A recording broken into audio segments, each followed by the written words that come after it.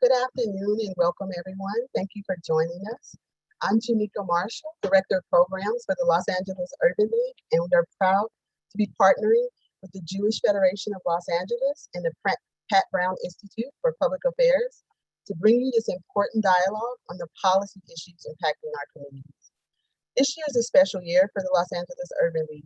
2021 marks our centennial and 100 years of service to African Americans and other under-resourced communities of Los Angeles. Today, our work includes providing job training and placement, education, and entrepreneurship support for disenfranchised communities to gain access and to take advantage of all the economic and social opportunities that a world-class city like Los Angeles has to offer. I haven't been here for all 100 years, but I can truly say that the past year has been like no other in recent memory. And despite what may seem insurmountable as systematic racist issues that we're facing and all of the things that we see in the news, we remain positive and inspired by not only the recent change in tone and outlook from our elected officials, but also the changes in policy and the opportunities and what that means for the communities that we serve. I would like to thank LA County Supervisor Holly Mitchell, a longtime supporter of the Urban League, and Dr. Raphael Sonenshein, also a supporter of the Urban League, for joining us this afternoon. And we're looking forward to hearing from both of you.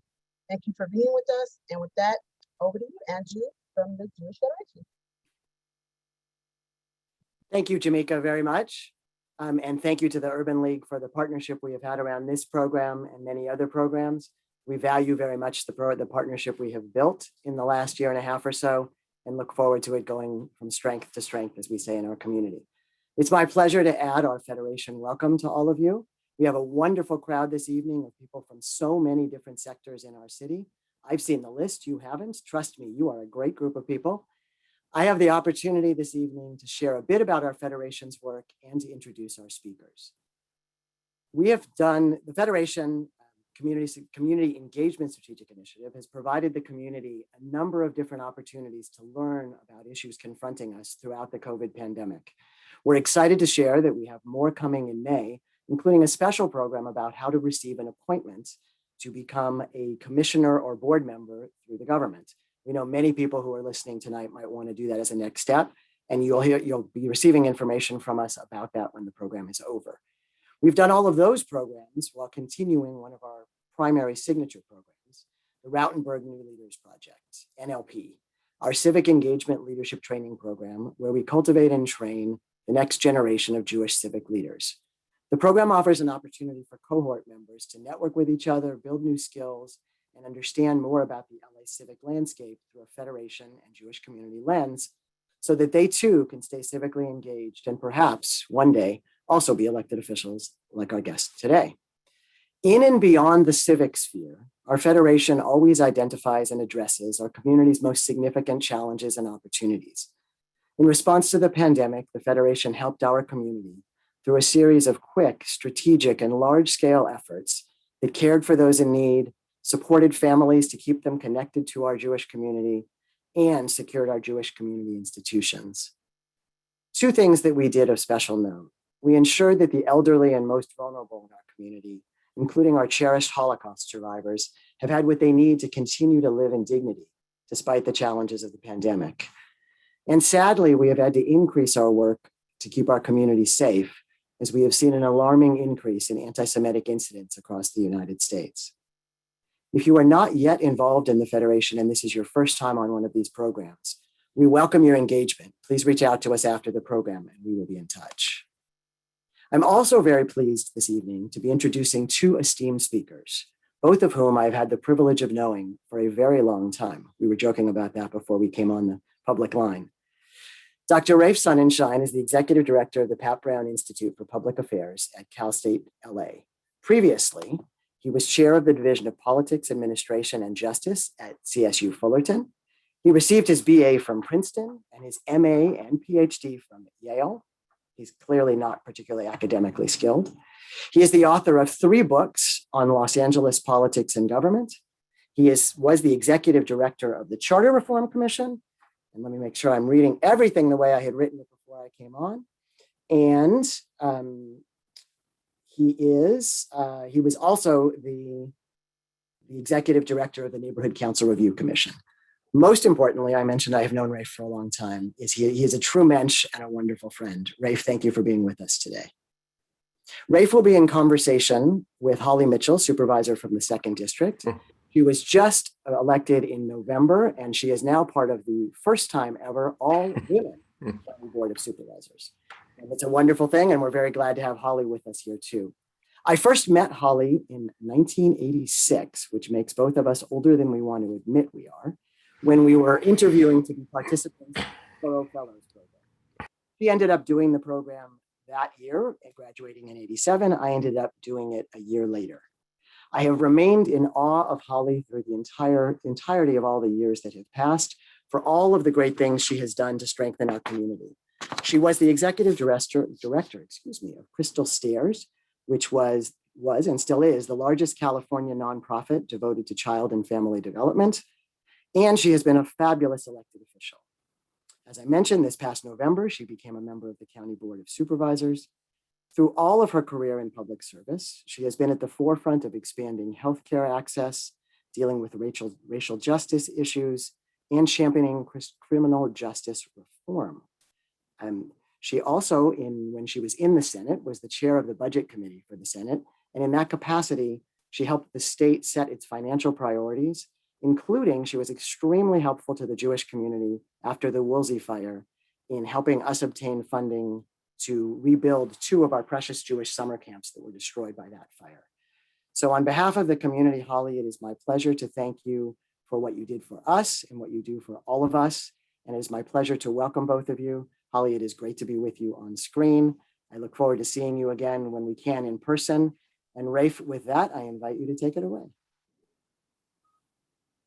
Thank you, Andrew. Thank you, Jamika. Supervisor Mitchell, it's wonderful to see you again. We're getting to know each other well these days, and it's great to talk together and work together.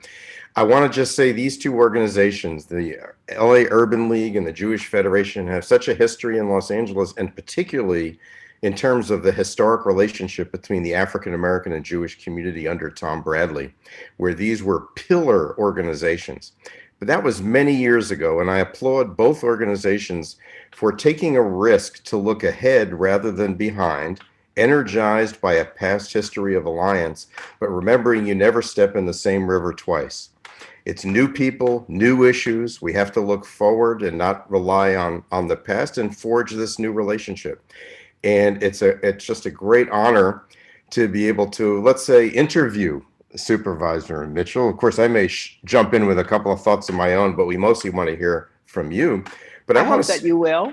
Oh, we will. And then around, part the way through, we're going to take some questions from the audience. But I want to start with a personal question, because people forget that people in public life actually had a life before they were in politics. They always just think of them as being always in, like they were born one day and they're in public office the next day. How did you make the decision when you were at Crystal Stair? It was a wonderful place and a wonderful work you were doing, to throw your hat in a time when women were not running for office in large numbers. African American women were not being elected in very large numbers. What got into you? So first of all, may I call you Rafe? You better. I heard Andrew call you Rafe, so I want to be in the in crowd. That's always my goal. Well, you'll be one of the only people who pronounce it correctly, so that's fine. Okay. I want to thank Andrew for acknowledging the fact that I'm old enough to have known him as an adult in 1986. Thank you, Andrew. I want to thank Jamika for her leadership, her new emerging leadership in the Urban League. And just, my personal connection to these 2 organizations is really deep. The year I was born, my father was working for the Los Angeles Urban League. Employment development was the nature of his work. He left there and went to the state where he retired from the Division of Apprenticeship Standards, but he worked for the LA Urban League right there in the office on Mount Vernon for many, many years.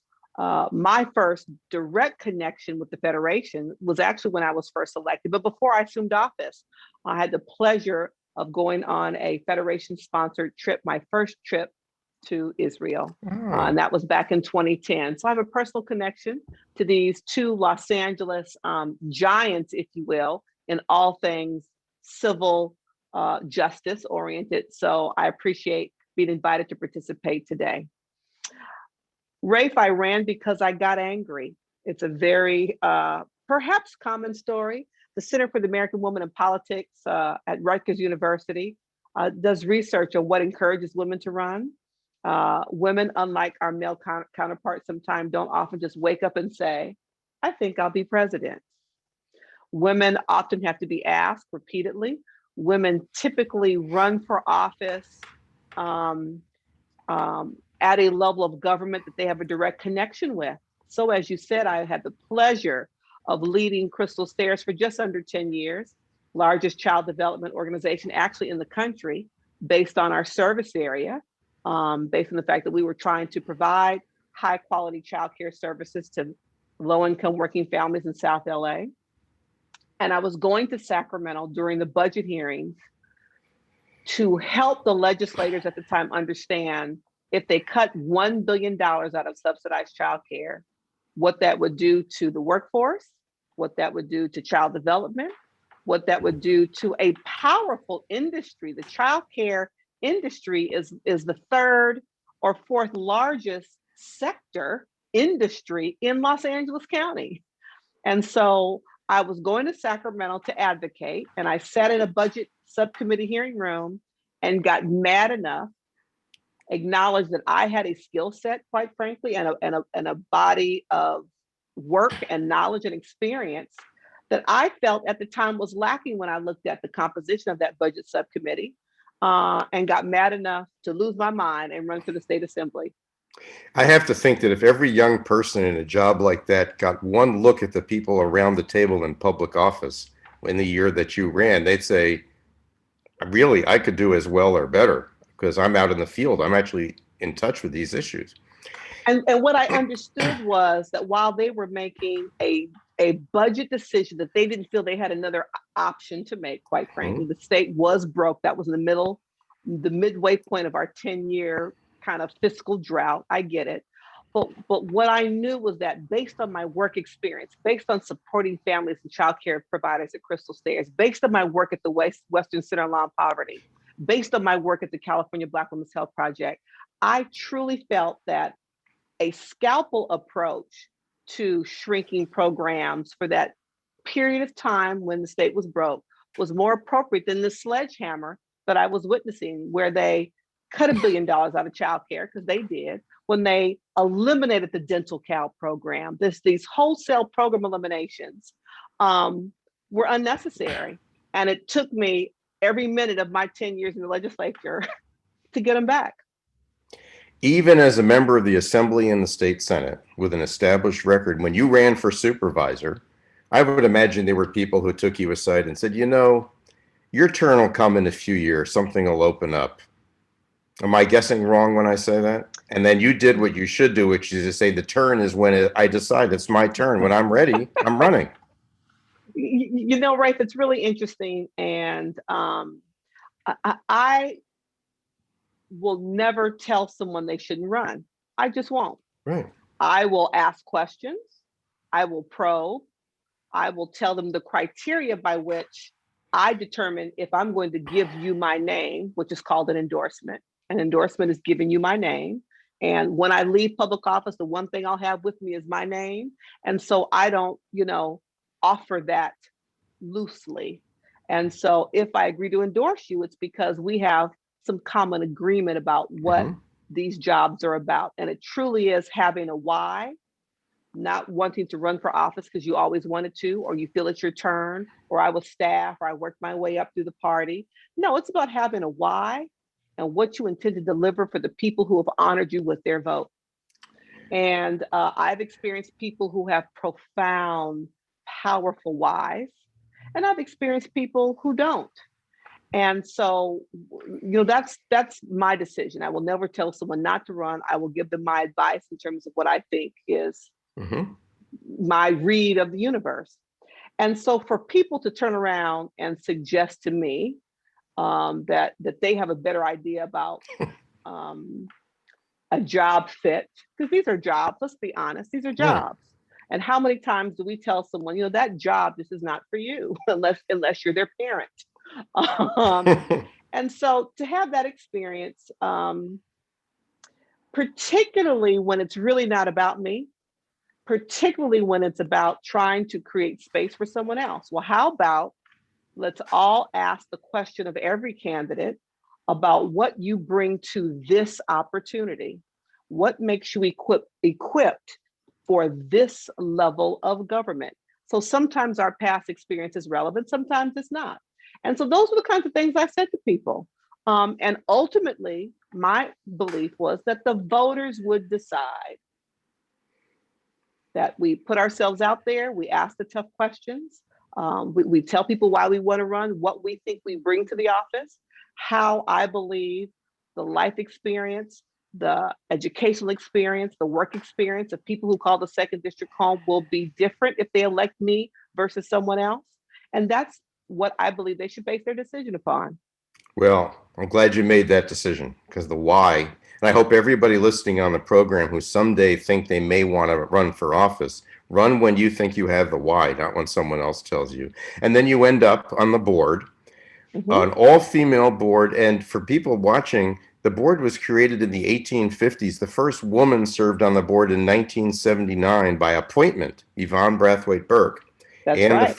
the first person of color to serve. And now suddenly it's gone to 5. Now, what's it like to work with 4 other women on the board? I mean, you've experienced being in a minority of women in the state legislature on committees and places. What's it like now? You know, I have to say that I have had a unique professional life experience. I have most of my career worked in organizations led by, run by women. And so that's not a foreign concept to me. Crystal Stairs, founded by 2 Black women, Alice Walker Duff, Karen Hill Scott. California Black Women's Health Project, Fran Jamont was the first founder. The Western Center on Law and Poverty, at that point, the executive director was female. When I worked for the California Elected Women's Association, Kate Carpolo was the executive director. And, you know, and my first job and my forever boss was Diane Watson. I went to work for Diane when she was in the state Senate right out of my Coro Foundation fellowship. So I have worked for strong, progressive, visionary women who were so kind to me in their desire and willingness to mentor and create space for my own growth, maturity, and development. And so it's not a unique space for me to be with these other women. Now we talk about space. You know, I'm onboarding in the middle of a public health pandemic. We are not meeting in person. And so we are meeting, you know, via Zoom, if you will. And so I don't know that I've had the full experience yet. I look forward to a time when we can come back, meet in person. I hope it's sooner rather than later, to be able to really have the experience of, you know, the nonverbal, you know, when you're in a room with 4 other people, you know, body language. I'm a room reader. I think that's what made me an effective chair and an effective presiding officer of the Senate. While it's exhausting, I'd go home at night and just collapse. But to read a room, to be in tune with my colleagues, members of the public as they're coming to testify, I think is an important element of our job. I can't do that when we're online, and so I look forward to that opportunity. Great. I have 2 issues now I really want to get into in the time we have, and I'll kick myself if I don't. One is policing, and the other is hate crimes that are going on. But let me start with policing, because speaking of people who you've been closely associated with, our own Karen Bass, who you succeeded in the state assembly, right, when she headed off to Congress, is now a national figure leading for the George Floyd Policing Act. And she keeps saying it has an 80% chance. Now, she's a big optimist, and I hope that that's true, but she's working very closely with a couple of senators. All 3 managers of this legislation are African-American. Cory Booker in the Democratic Party, Tim Scott on the Republican side. There's so much in this. Normally, we don't care what happens in Washington, D.C., but I'm thinking this is going to really matter here if some of those provisions. What do you see? What are you waiting for if that bill passes that could improve policing accountability right here in Los Angeles?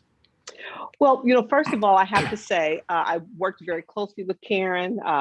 We kind of have an unofficial group that we pre-COVID, we would get together and have dinner monthly, and we would share what we were doing from a public policy perspective. And so she would come, particularly over the last 4 years, to the dinner and say, okay, tell me the good work you all are doing at the state level, because I don't have good news to share. Huh. Well, Interesting. the last 4 years, Yeah. let's remember who was in the White House for the last Yeah. 4 years, particularly around issues like this. And so she was always so thrilled to hear about the work we've done. I carried a criminal justice reform package. Ricardo Lara and I, when he was in the Senate, 12, 13 bills.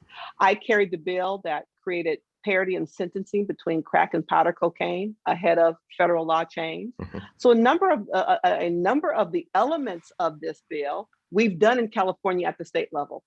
I was a proud co-author of Shirley Weber's a police accountability bill, was the first of its kind in the nation to really talk about excessive use of force and how we define that, to really delve deeply into the Peace Officer Bill of Rights and really talk about when it is appropriate and the steps a member of law enforcement must go through before they shoot to kill. And we all are clear that that's what they're trained to do. So I think this bill is important public dialogue to have. It's important to have at the federal level. And so it's universal law all across the country. And while Karen is an optimist, she also is the hardest worker, one of the hardest I know. We tease her. She has led in some of the most challenging times. When she was Speaker of the Assembly, it was during that 10-year drought under the leadership of then Governor Schwarzenegger. Really, tough experience for her as a woman, as a Black woman. She goes to Congress, about to make her moves, potentially into leadership, and Mr. Trump was elected president. And so under those circumstances, she continues to bring policy back here for her constituents that works for us. And so if she says 80%, I'm a bet on it. Good, because she can deliver, and she's one of the only people who never talks about bipartisanship, but actually makes friends with people across the aisle in unexpected ways. Always has. Her experience, with Mr. McCarthy was based on when they were serving together in the California legislature. You're absolutely right. Mhm. She makes it happen. She formed a bipartisan caucus on the foster care system, Mhm. has been able to find policy areas of commonality. I think the general public thinks that, the two parties fight all the time. I appreciate why people have that assumption, but, I found and on the most part, my colleagues, my Republican colleagues, when I was in the state legislature, and I agreed on more things than we disagreed on. Mhm. So right now you're dealing with a different kind of law enforcement. We mostly spend our time thinking about policing, LAPD, urban policing, but the supervisors work with the county sheriff, who's had a lot of arguments with the Board of Supervisors. If you could fix policing and sheriffing, I don't know, there's not really a verb for sheriffing, but I mean county law enforcement. What 2 or 3 things do you think really should change so that we have a more accountable system with fewer of the terrible issues that we're dealing with? Your preference. It's interesting. Yeah, I appreciate that. First I'll start with what's currently within the current sheriff's purview, because it's current law. I think if he were to follow the current law in terms of his cooperation with the Inspector General, in terms of his cooperation with the Sheriff's Oversight Committee, if he would cooperate and provide them with access to information as board motions have delineated and expressed the board's desire, and as state law has allowed, that would be the first thing. That is, you talking about low-hanging fruit. How about you just do what's expected of you today, Mr. Sheriff? And that's not something that I've not said to him directly. Secondly, I'm intrigued by this argument around elected versus appointed. Police chiefs are appointed by the mayor, and so there's a different level of accountability. There is a person who can be held accountable, and there is a person who can hire and fire. And sheriffs across this state, all 58 counties, are elected. There was an interesting debate when I was in the legislature around elected versus appointed coroners. There are many counties in the state where the sheriff serves in a dual role. fascinating to me. And so, there's beginning to be some research and conversation around whether or not sheriffs should be appointed to really make it very clear around accountability. The Board of Supervisors has oversight over his budget, and yet he is an independently duly elected official. And so that, from the outside in, before coming to the board, as I read the press like many of you and saw some of the tension between them, is cause for, I think, concern. There's a perception, and where I'm entering my first budget season at the county level. So I'm excited because I'm really a budget wonk and will roll up my sleeves to understand it and hopefully influence it. There is a perception that, he overspends his budget every year, and there's really not appropriate oversight and management coming from him.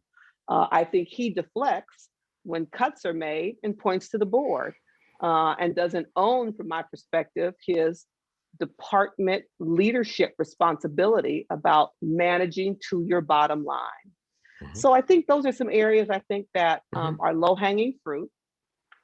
And, I've spent a great deal of time, I have to tell you, in my first 100 days serving on the Board of Supervisors, hearing painful stories from families who have lost loved ones at the hand of the sheriff, many of which are very questionable circumstances.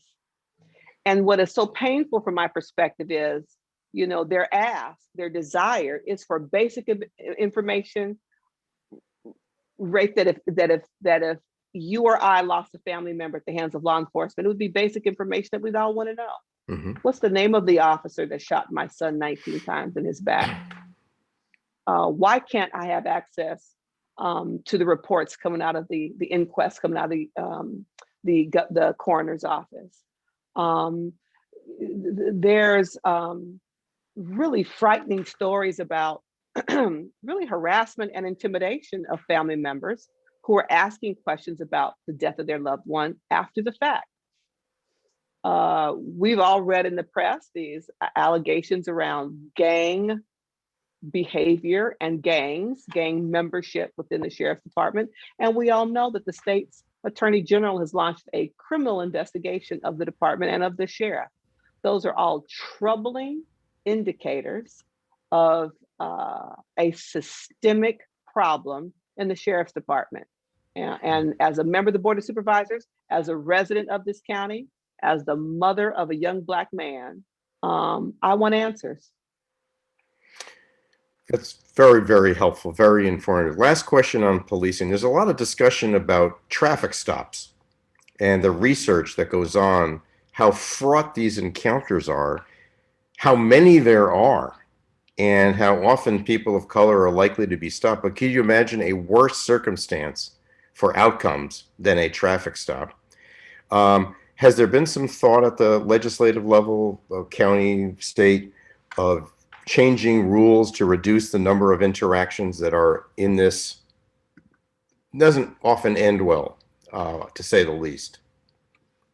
Yes, and lots. And I'll give you one example. The most recent, one of the recent experiences with, or it's a common scenario with either expired tags.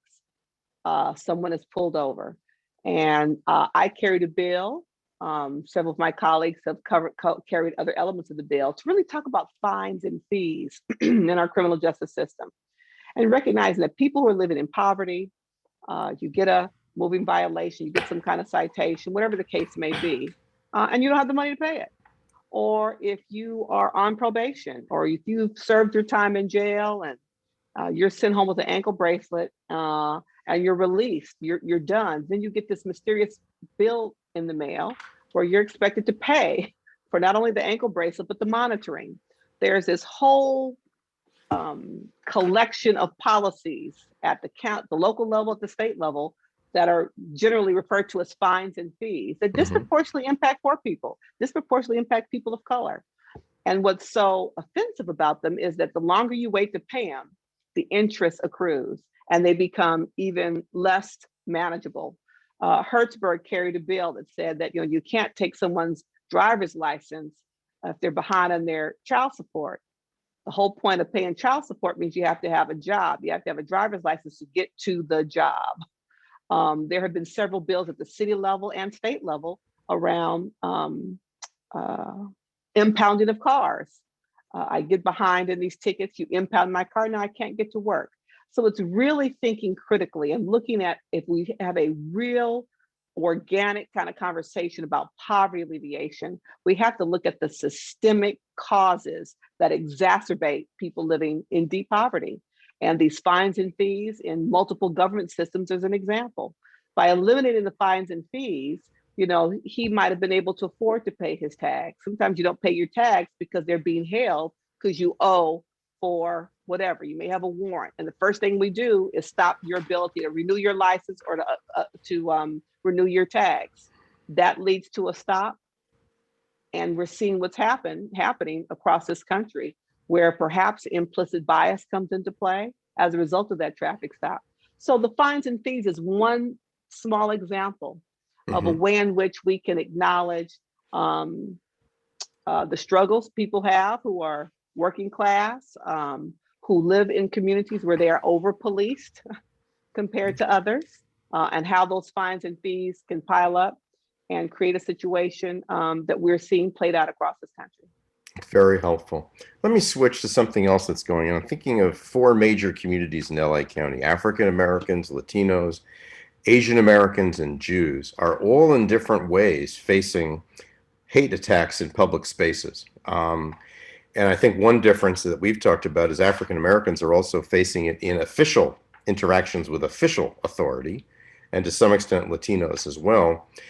In the last 4 years, especially as the national climate has changed, synagogues are guarded more than ever before. There have been violent threats and in some cases attacks against synagogues.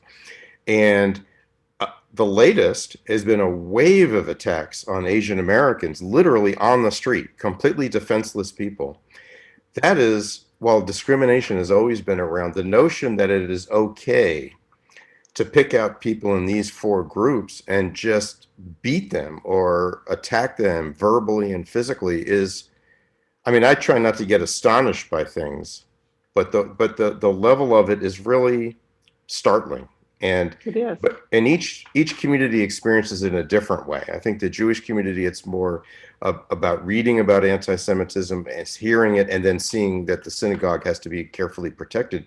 And now Asian Americans are seeing it on the street. African Americans have talked about it for years. We found a survey that 60% of African Americans in LA County had experienced discrimination recently, and about a third of them said they had experienced it in effect in public spaces, in businesses and restaurants. That's a fairly startling number. And all this about daily life. I mean, we like to take daily life for granted, that we can all just kind of be around. What's your take on all this? Well, it's a great question. I appreciate the way you framed it. You know, we also experience it in policy. Black people, my Latinx brothers and sisters, my Jewish brothers and sisters have experienced it in housing policy for decades. Around zoning, around, you know, the 1963 Byron Rumford Act that was an effort going to open up housing, make it available to all, was then reversed a year later by the voters of California, the very progressive blue state of California. And so we also see it, which is where the term systemic racism comes from, in housing policies, in policing policies, in the delivery of healthcare services, in terms of limited access, in terms of, you know, one's ability, you know, whether you live in a food desert or a health system desert or not. So much of that is based on race and class. And so I think what is so suffocating is that it's a series of affronts from every direction.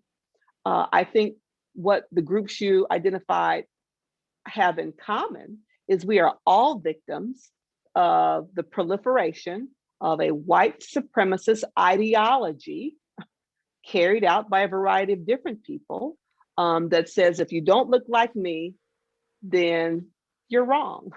If you don't worship like me, then you're wrong. And what's unique about this time in our history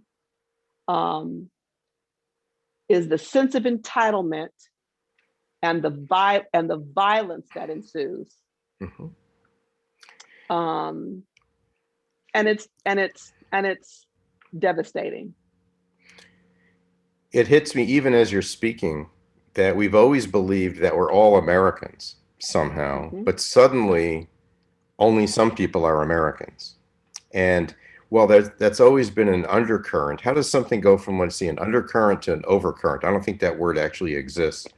But when it moves into something that in ordinary street contacts, you feel entitled to say this street is for Americans, and I don't know who they're at, who you people are, these other people being around is, it's amazing. It's just, I mean, it's not really amazing, but that it's so confident. But of course, there are Well, legal consequences in some cases, fortunately, for people who do that. right. And Rafe, I think if one had been in denial, watching the violent takeover Hmm. of the literal and visual institution of our nation's democracy, the US Capitol on January 6th, should have been an eye-opening experience for many. And I think that what we all witnessed is a prime example of what you're talking about, this new transition to I'm American and you're not.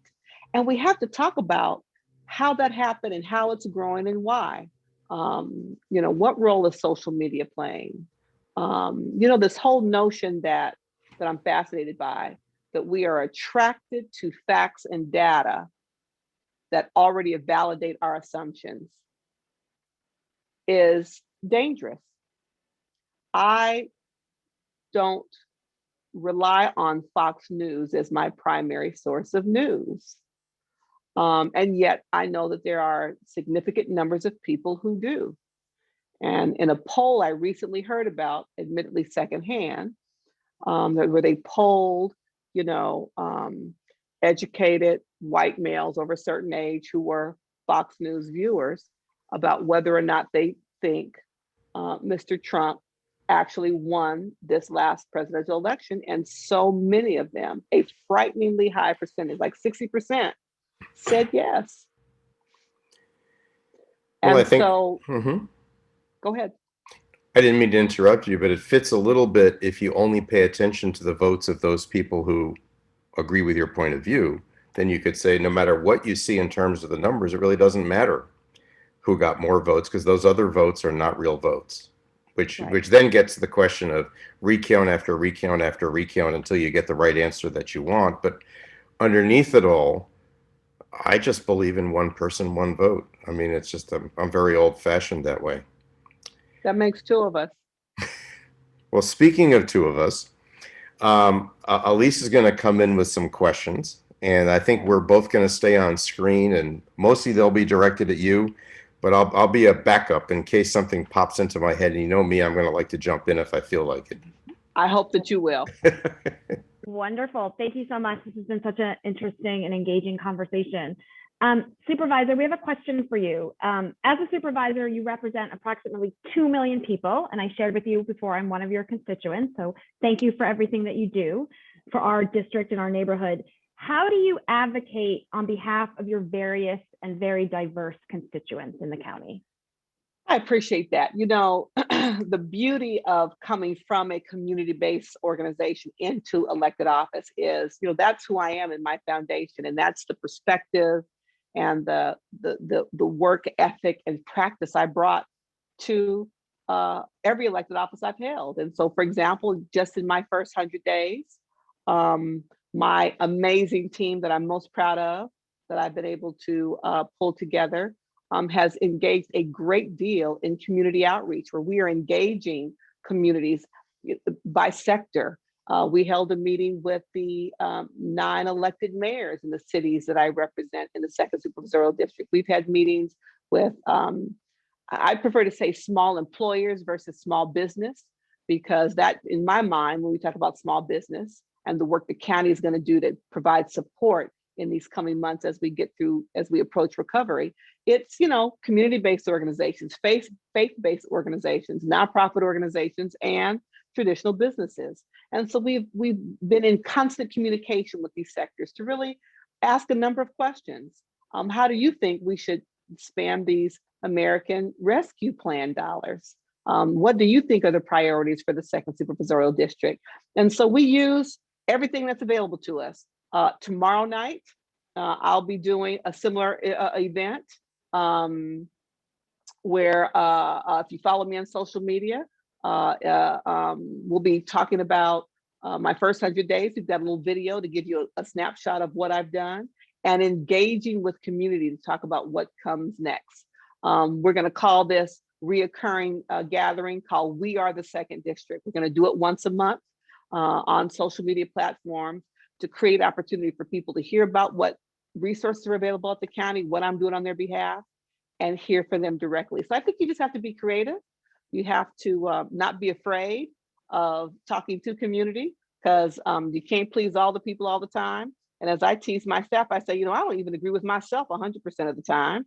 And so you have to be willing. And what I also say is, I tell people all the time, you can't elect me and then say my work here is done and go wait for me to figure it out on my own. Democracy, we live in a participatory democratic democracy system. And that means I have to hear from you, you have to engage with me, so I truly can represent your interests. If you expect me to mind read, what I cannot do is read the minds of 2 million people. And so you have to find a way to connect. We have a full staff of district staff. We have online opportunities. There's no way that you can say that you can't figure out how to reach your member of the Board of Supervisors. There's too many avenues that we've made available. Well, I was going to ask this later, but just to follow up while it's still fresh, how can our communities stay involved and connected with your office? What are the specific, lanes and strategies to make sure we are staying involved? You mentioned you're on social media. Should we be following you on social media? What should we be listening to and reading? Please follow me on social media, hollyjmitchell.com on Facebook, Twitter, Instagram. The new county website, I'm going to look it up so I get it right, because it's still kind of new. But if you go to the county website, you can click on there and give us your address. You can receive our newsletters. We're not going to overwhelm your inbox. We're not going to do that. But that's the best way, I think, that you let us know that you're willing to receive the information, that we have a comms team and folks who are doing our best to push information out. There's a lot of noise in our lives. I wake up to hundreds of emails every day, having cleared them all out at midnight, 1, 2 o'clock in the morning when I go to bed. And so I know that we are inundated, but we have to find a way that if you are interested and want to participate and connect with your policymaker, that you are able to do so. I see Kelvin on my team was gracious enough to put the website up, and it's mitchell.lacounty.gov. Couldn't get simpler than that, mitchell.lacounty.gov. And that will get you to my website that we work very hard to make dynamic and easy to navigate, so you can find county resources, read a little bit about me. And I'm pretty active on social media for an old girl. I, express my personal views and perspectives. So it's really kind of a balance of information from the county and what I'm thinking. And if you follow me on Facebook Monday, you would have seen my video I taped of myself Saturday singing and dancing in the car, just because it was Saturday and I was feeling kind of good. I'm gonna have to go. I'm gonna have to go and look that up. One more sort of specific district question: what are you most excited that's to come for your district? We are the silver lining in this dark, scary, lingering cloud of a dual pandemic, both public health and economic, is the fact that every level of government has rallied, the private sector has rallied worldwide, but even in our own county of Los Angeles, in a way that I don't know that I've ever seen. This virus has touched every corner of our community. And so unlike perhaps a fire where the devastation was centralized, or even an earthquake, this virus, there's no one I know that's not been impacted, either based on your kids not being in school for a year, job loss yourself, having to figure out how to navigate working from home and managing the kids being in school at home. No one I know has not been impacted. And so when I think about $1.9 billion coming from the federal government to LA County, when I think about the state of California having a $50 billion reserve, and that's to give you a context, the 4 years I chaired the Senate Budget Committee, the entire state budget was about $225 billion. They have a $50 billion reserve. The fact that all 9 cities that comprise the second supervisorial district are also getting federal dollars, not just cities of over 300,000 like in the CARES Act. So only the city of LA got CARES Act dollars when my other cities didn't. Government sometimes says, oh, we've got the bright ideas, we just don't have the money. We've got the money. And what excites me is the opportunity to think creatively, the opportunity to not return to normal pre-COVID, because that normal pre-COVID didn't work for too many people in my district, too many who were already unhoused, living in food deserts, underemployed, didn't have access to healthcare services. So the opportunity to invest these dollars courageously, bravely, in an innovative way is what excites me. I don't remember now, Rafe, if it was you or Andrew who talked about the term strength to strength. I love that. To create a strength to strength opportunity for every constituent that not only I represent, but all of us who call LA County home.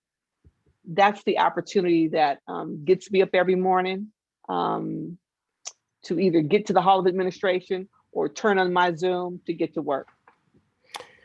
Let me jump back in. And by the way, I can't take credit for that phrase. I'd love to, but I believe it was Andrew, but we'll let Andrew take credit for that one. Homelessness. The county and city of LA are in the midst of what seems to be a permanent crisis on homelessness. You have a federal judge coming in, calling the city and county to account on what they're doing. This is really one of the toughest issues that the city and county have ever faced. And there's racial consequences. African Americans are 4 times likely in their population to be homeless. Native Americans are disproportionately represented. And people are falling into homelessness as fast as we can get them housed. So faster. Where do you think we can go from here? So, I'm so glad you raised the point, because it really is the civil rights issue of my time, I have to say. Judge Carter, if you read in the press in this last week, has issued a new directive to the county and the city. And it's 110 pages. I would encourage people to look for it and to read it, even if you get through the first 20 or 25. Because he gives a fascinating history lesson about housing policy and discriminatory housing policy and public policy decisions that led us to where we are today. I spoke at a conference on housing at USC maybe 2 years ago, attended by, the past 3 or 4 governors, all these great big heavy hitters who were talking about what the legislature should do now and what local government. And I got up there and said, in short, how dare you? Every elected official here took their turn at turning up the heat into what became a slow boil that we are now experiencing. Mm-hmm. And so I could point to all of them and acknowledge policies off the top of my own head that they led or they let happen on their watch that created the slow boil that we're experiencing today. Around the lack of affordable housing, the fact that LA County is 500,000 housing units short across the board. And even If you talk about building market rate, the lack of market rate construction has created a scenario where people aren't in a position to move out of their, starter house to the next house, your first apartment to the next apartment. And so we've created this bottleneck in our housing system, and we just don't have enough. Decisions around access to mental health services, decisions about access to alcohol and drug treatment programs. All of those policy decisions led to where we are today. So I think we have to acknowledge that, and acknowledge that it's not just about building more, although we have to do that. We have to also fix those other missteps, if you will. Mhm. And so we have to keep people housed. We have to look at our housing voucher system and make sure that landlords are willing to not discriminate based on source of income. That if I'm a veteran, or if I'm disabled, and I have or if I'm low income family member and I have a housing voucher from the federal government, but I can't find any landlord who's willing to take that. That contributes to our unhoused numbers. When we talk about, the fight for 15, allowing people to earn a livable wage, that contributes to people's ability to pay for housing. And so all of these are issues that we've got to pull apart, and government has a role to play, but all of us have a role to play. When we're having a conversation about the three elements, I think, what we build, the type of housing, for whom and where, whether we're going to talk about housing density, if we're going to build, more dense and public transit areas, those are critical decisions that all of us can contribute that will make a difference in terms of how many units are built, who gets housed, and how quickly. Those are the kinds of issues that are tough public policy issues. Those are some of the conversations that make me less popular with some groups versus others, but it's the truth. Well, thank you. It's an interesting moment we're living in. This could be a historical moment in a lot of ways, Supervisor, because the president's speaking tonight. Yes. And could easily be proposing the largest expansion of the social safety net since the end of the Great Society around 1969, when it was all eaten up by the Vietnam War. And ever since then, people have said, well, we always have to live with very few social services because that's normal life, which of course it isn't. Who knows if it'll get passed, if he'll get it through Congress, but this is actually quite a moment. If it does have, even if it only lasts until, the next 18 months, it could commit federal resources that have been absent literally for most of our adult lives. What's your take on that? Well, I'm so excited while this has been an invigorating, thought-provoking conversation, I am looking forward to seeing him flanked by two women, a female vice president and a female Speaker of the House. That too is historic. For someone to define infrastructure in a way that also talks about, human capital. And so for his infrastructure language and his investment language to include the child care delivery system and the in-home supportive services delivery system, to invest in the people who we rely on to care for people, is smart and critically important for LA County. It's visionary, and yet it's something we've known we've needed to do for many, many decades. And so like you, for me, hope springs eternal. If he thinks he can do it, I believe too, and will continue to push with all my might to try to get it across the finish line, to create opportunities for LA County residents, opportunities that we need and I believe deserve. It's really striking to me, Supervisor, that all these decades, it was assumed that these would be unpopular measures. And it turns out they're wildly popular, that the social safety net has always been wildly popular, just nobody really jumped off a cliff and said, let's go for it. So there's a lot at stake, but it could have a big impact here in Los Angeles and in California. Without question. So what are you most hopeful about as we finish up here today? This has been a great conversation. It's been great talking with you, of course, but what leaves you feeling, when you go to work in the morning, what gives you hope? What gives you excitement? Let me frame it this way. We've all had a traumatic life experience over these last 12, 13 months, and we've all had to pivot. And a part of the pivot has been opportunities like this, where we're having, salons in your home, in my home, at your place of work. Some people are driving, who knows where people are. but we're spending 60 minutes where we're not navigating LA traffic and figuring out how to park to come together, the Urban League and the Jewish Federation, to talk about issues that impact both populations these two organizations serve. What I hope doesn't end when we all are able to move about in town a little more freely is that we don't lose these unique opportunities to pause, use technology if it's easier, to come together and have meaningful conversations about issues that impact all of our lives. I don't personally want to get too busy again to not be able to gather and have thoughtful, deliberative conversation where I can learn from you and perhaps you can learn from me, where I can perhaps change my opinion about an issue and perhaps I can persuade you to see something from my lens based on my life experience. I don't ever again want to be too busy to create space and opportunities like this for us to have a sense of fellowship and connection as family, friends, and neighbors. I think that's a wonderful observation about not going back. And we also set up settings of equality because we're all in the same size rectangle.